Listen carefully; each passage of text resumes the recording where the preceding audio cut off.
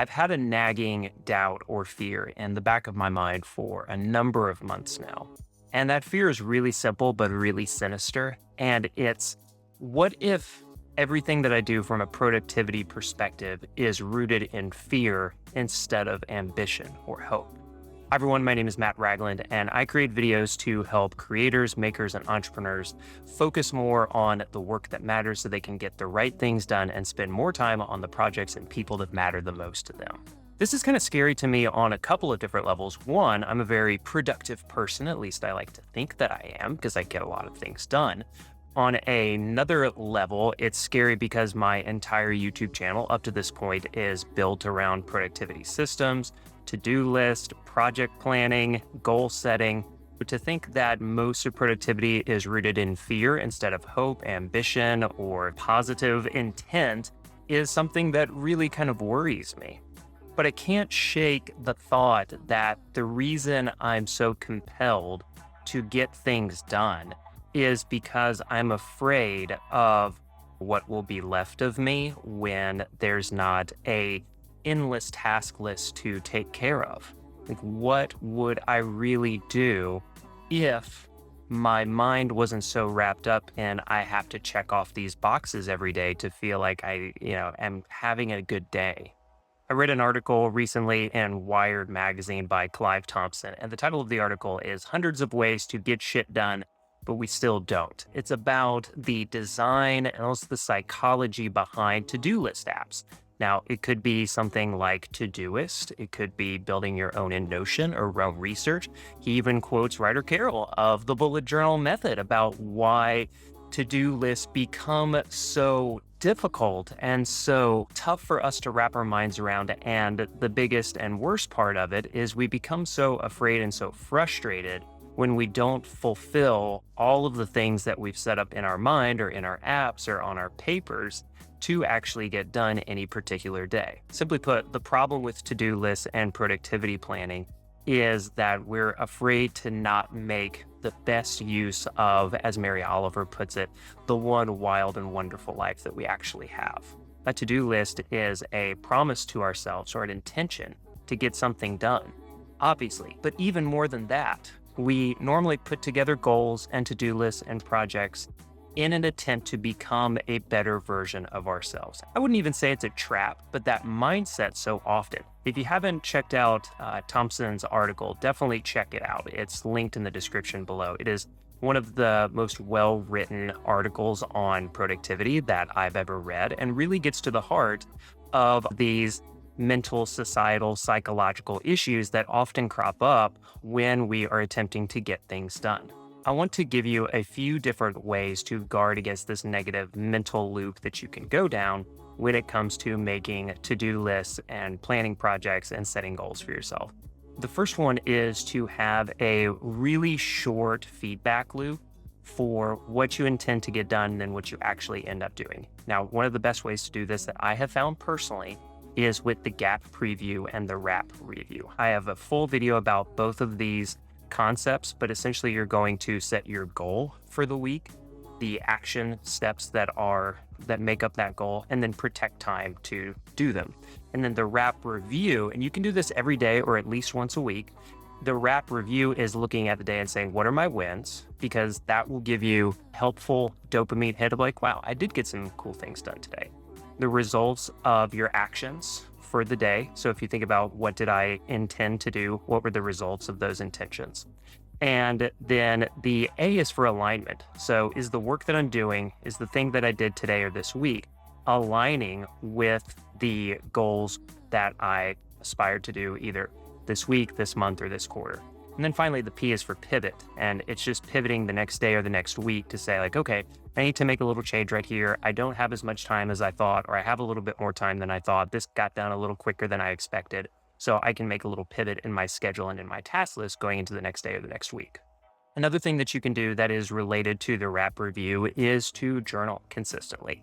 Even if you're not asking yourself those wrap review prompts of what were my wins, what were the results of my aspirations, are they in alignment with the goals and the kind of work that I want to be doing, what do I need to do to pivot going into the next day?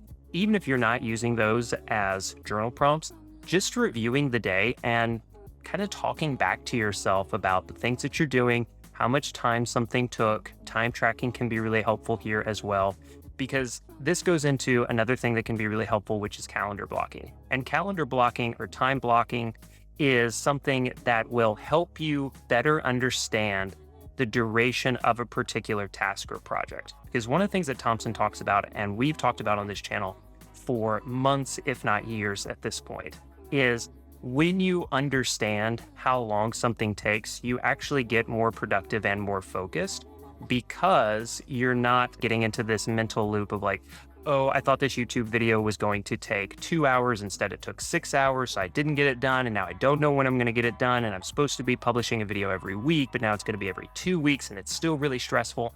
All of those things are really challenging. But if you look at it and say, okay, I have 4 hours this week that I'm going to protect for my YouTube videos, for this project, for reading or writing or whatever you want it to be. When you protect time for a particular task and you stick to that time block, you stick to that time in your calendar, then you have given yourself permission at that point to actually work on the thing. Now, there's a whole other box of issues that can pop up right there. Is like, what if I get interrupted? What if there's other things that have a higher priority? Those are all other things, other problems to be untangled, maybe in another video. But at this point, we're still trying to move ourselves out of a fear-based productivity of what if I'm not going to get enough done? What if I'm not going to achieve greatness in this one wild and wonderful life that I have? What we're doing instead is unpacking the things that really matter to us and setting aside, protecting time each day and each week to make sure that you're giving yourself permission to work on those things. This is a topic that I'm going to be spending more time untangling.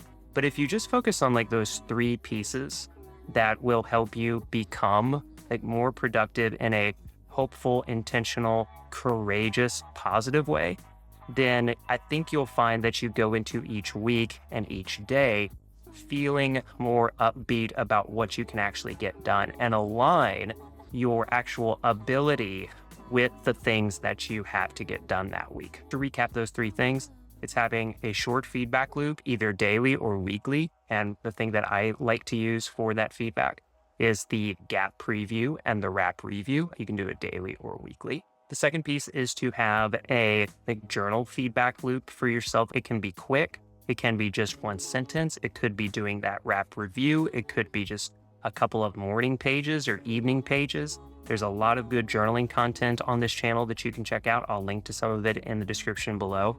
Finally, it's that calendar blocking, time blocking, because when you look at the projects that you have or the tasks that you need to do, and you actually give them space on your calendar instead of churning through them endlessly in your mind, oh, I didn't get this done, or what about this?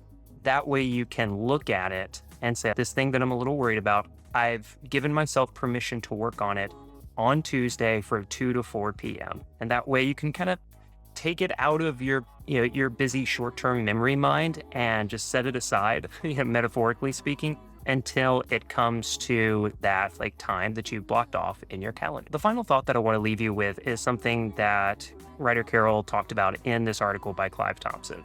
And what he says about paper-based productivity, analog productivity tools like the bullet journal, like the analog cards, like just writing things down in a field notes journal, is that the annoyance and kind of the repetitiveness of writing a bunch of things down over and over again in your bullet journal is a feature, not a bug. One of the most frustrating, kind of annoying, repetitive things in the bullet journal is like, oh, I didn't do that thing yesterday, so I got to write it back down again today. That's why I have kind of a master task list, but I'm still writing those things back down. What you get to ask yourself every single time you write down a question or a task for the second, third, fourth, fifth time, you have an opportunity, and Carol talks about this in the Bullet Journal Method book. Every time you have that opportunity, it's a chance to ask yourself, does this really matter to me as much as I thought that it did? Because if you're writing it down 3, 4, 5, 6 days or more in a row, and you're not getting it done, you really get to ask yourself, does this matter to me? When you have digital apps, and there's a lot of great thing about digital apps, but you write something down once and it's still kind of in your memory, but you don't necessarily have to look at it again. And everyone knows you've had those times where something just kind of pops up. You stumble upon an undone task in like Rome or Notion or I done this or Todoist, blah, blah, blah, blah, blah. Any of those apps. And you're like, oh yeah, that thing. Now I feel bad. I never got that thing done.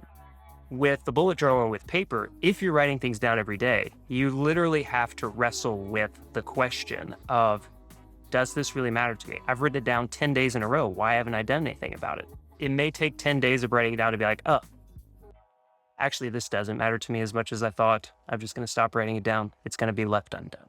So that's the thought that I want to leave you with. Thanks so much for watching this video. Please subscribe, rate, review. That's for a podcast, but subscribe, ring the bell for more videos about productivity, about mindfulness, about the creator economy and how makers get things done. I'm so happy to share all these ideas with you. If you have any thoughts or comments, please leave them below in the comments, and I'll see you in the next video. Thanks so much.